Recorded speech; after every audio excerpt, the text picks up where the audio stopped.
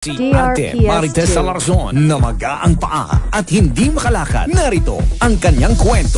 Ako po si Marites Salarzon, taga Lawabiti. Ako po ay laging umiinom ng dark cafe, brown rice coffee. Yun po ang lagi kong iniinom. Yun po ang nagpagaling sa sakit ko. Kaya nung umiinom na po ako ng brown rice coffee, natanggal po yun, kasi diabetic po ako. Natanggal po yun pamamaga ng paa ko dahil hindi ako makalakad noon. Pero nagmula nang umiinom na ako ng brown rice coffee, natanggal lahat yun. Pamamaga ng paa ko. Hanggang ngayon makalakad na po ako. Kaya po inaanyayahan ko po kayo na mga kababayan ko, subukan nyo na rin ng uminom ng Mark Brown Rice Coffee para gumaling na rin kayo na katulad ko. Mark Cafe Brown Rice Coffee Creamy 10-in-1 plus 1 Coffee Mix. Mabibili na sa inyong suking groceries, supermarkets, butika at drugstores dito sa ating lugar.